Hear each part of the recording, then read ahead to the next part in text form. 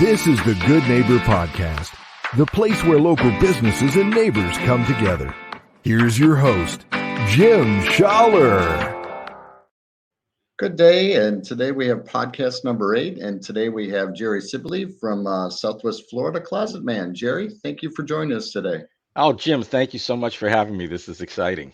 Hey, always good to meet new people out here in the community and get to know them a little bit better. So why don't we just start off a little bit and learn a little bit more about Southwest Florida Closet Man?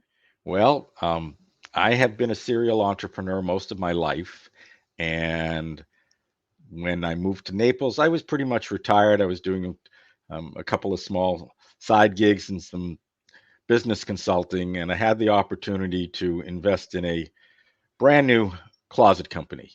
And I was strictly going to be the man behind the scenes. Unfortunately, the partner that chose me, or I chose, turned out to be problematic in his own way. And as a result, I had to step in and take over the company, learn everything there is to know about the closet business in a very short period of time. But the good news for us is it looks like we've got it all down. People are very happy with our services. We're doing some beautiful, beautiful work, and it's a whole new industry. If you told me 16 months ago I'd be designing closets and talking about closets, I'd say you're out of your mind. That will never happen. But guess what? Let's talk closets. Now you are. It's no longer men. It's man now, right? You got it. That's it. So I guess I wouldn't ask you how you got into the industry, but what did you do before the industry? Well, as I said, I'm a serial entrepreneur. I spent over 35 years doing computer systems for restaurants, the touchscreen systems and the credit card systems. And in the industry, I was known as the POS man. And I've also been in the professional photography world. I've had a lot of fun doing a lot of different things that nobody said you have to just do one thing in your life. So I take everything that I've learned and kind of apply it to what I'm doing now. And if I don't know something, I figure out a way to figure it out. That's great. You always got to be learning. Got to keep learning and getting to new things. Yep. So I guess, are there any misconceptions or myths within the industry that maybe, you could, answer for people if they have questions? Sure. Without too much bashing of my competition, look, the thing that people want is they want to increase their ability to store things and to put things away. As we all know, about 90% of the closets that we take out are the ones with the wire shelving. It's the ones that you buy over at Home Depot. For some reason, every single builder throws them in. They're cheap. They're easy.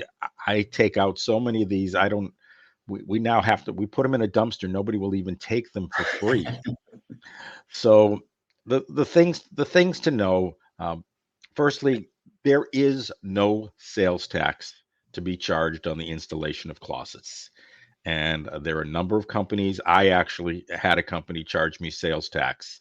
And when I looked into it, I was told by the specific owner, oh, yes, that's the law. When I became involved in the company and I went to the Department of Revenue for my sales tax number, they said, no, we can't give you one. You don't charge sales tax to the end user. You pay your producers, and that's how it works. So there are a number of companies who are not the most scrupulous out there, and they are charging their customers an extra 7.5%, whatever county they're in, that will give them the maximum tax. And then they just pocket that money. They cannot remit it because they have no way to remit it. They're not allowed to be taking tax. So I caution people to make sure that the company you're dealing with has liability insurance. Make sure that they have workman's comp insurance, because it's real simple, even though we don't climb on ladders generally. But, somebody who is installing a closet walks into your house, Jim, and they slip on a floor and they don't have workman's comp. Guess who they sue? Yeah. You. And you wind up having to deal with somebody who, quote, has a permanent injury for the rest of their lives. and Right. with workman's comp, it is taken completely out of the way. So there's nothing wrong with asking, can I see your workman's comp papers? Now, certainly there are big companies out there. There are national franchises. Um, SWFL Closet Man, we are not a franchise. To look at us, you would say, of course it's a franchise. Well, what makes it look like a franchise is the fact that I'm 67 years old and I've been involved in numerous businesses, startups, and marketing, and I made the company look like a franchise. The good news for me is that I don't have to pay anywhere from 8 to 12% franchise fees. I do the advertising that I choose to advertise, and I sell the products that the mix of products that I wish to sell. So there's nobody that says you have to do this, you can't do that. And the other thing is be aware of pricing. I won't mention their name, but one of the companies here in Naples, you'll always see them. They offer a 40% discount. Sometimes on top of the 40, there's a 20%. Then there's a 15%. Sometimes now it's, as of this week, it looks like it's a 10%, and it seems to be going away very rapidly. But the reality is, how can anybody run a business, give a 40% discount, then offer a 15% discount on Right. top of that, then pay their 12% royalty fee, pay their employees? The reality is, Jim, that our standard pricing, which we generally do not discount, because I think discounts, if you can sell something at a discount on a Wednesday, why can't you sell it on a Tuesday for the same price? Absolutely. Yep. Absolutely. So my pricing is firm, it's fair. I've never had anyone complain to me. I've had people say, boy, closets are more expensive than I hope they would be, but they didn't specifically say, oh, you're more expensive. We know we're less expensive than the competition. And if you and your next door neighbor have an identical house, 100%, same size closets, and you decide, we each want a closet that has X, Y, Z, and B in it, and I design it and it's identical, you'll pay the same price. You're Right. not going to, because you're a better negotiator than your next door neighbor, Harold, that doesn't mean you should get a better price. And I learned these business principles from my grandfather. That's great. Yeah. Why to start off offering a reasonable, acceptable price, and you don't have to do any of the No, discounts. I don't need Yeah. to justify my Yeah. pricing. Yep. If people want really inexpensive, it's called wire shelving. And if they really want it, I've got a warehouse full of it. You can come and take it for Right. free. Get rid of it for me. But we take it out every day. And it's horrible. It's horrible. It never Well, works. It always falls apart. it does. It falls. I've got pictures of some of these units just literally hanging with Right. some of their screws just coming out of the drywall. And Right. I don't know who invented it, but somebody made a lot of money on that. yeah, and actually it's my best friend, because Really. without that, people would be putting in decent closets and we wouldn't have a business. So, Absolutely. There you in the go. Naples area, there's 3 or 4 franchise companies. There's some independent companies, and like anything, shop it around, Yep. get good recommendations, and I love it when people say this is the best closet company, this is the best restaurant in it. What's that based on? There are many good restaurants. Yep. There are many great restaurants. I'm not sure that we, as buyers, have the ability to state unequivocally that XYZ is the best restaurant in Naples or Right. Estero or wherever it is. So, um, generally speaking, look at the company, see what they offer. When people deal with us, they have my direct cell phone number. I generally come out and do the designs, and it's not just we're going to make your closet look like this because this is what we're offering this month. I've had people, my chagrin, and I had a full head of hair when I started this and pulled my hair out, but I've had people who in the past have said, yeah, this is perfect. No, my wife wants this change this, change this, change this, change that. And I literally had one lady, I said to her, look, I'm not submitting your work. You have to sleep on this for a week because we've changed it at least a dozen times. Right. And if I submit it, it gets cut to what we've agreed here, and you're going to change your mind. And When you know it, 5 days later, He's like, I "You're need right." this changed. I said, That's okay. because you want her to be happy at the end of the day, Well, we and do. sometimes it takes that. Say, It's a sit lot on it, easier, sit on it. to have happy customers. I hear you. So I guess we've all endured some type of hardships or challenges that have kind of shaped us into who we are today and how we got to where we are. Is there something particular that's maybe you've experienced that have kind of made you who you are today? Well, I think firstly, a solid upbringing from my parents, who instilled in me, and my grandparents as well. What is right, what is ethics, how to treat people the way you want to be treated, and that's been pretty much a guiding light. I unfortunately had to bury my 18-year-old son 16 years ago Right. in a distracted driving crash, and instead of just wallowing in self-pity, my wife and I went out. We started a foundation, and as I said at his funeral, he can't live for himself, so I have to live his life for him as well as mine. And he's one of the few people, while not physically present in our lives anymore, we've done some really good things. We've saved a lot of lives, and his story has appeared on the Oprah Winfrey Show. I was a guest on her show, and we just do the best we can to make people happy. Do we make everybody happy? It's impossible. Yep. No matter how good a company you are, it just doesn't happen. But we always stand behind everything that we do. And I tell people, if you're not happy, tell me. Yep.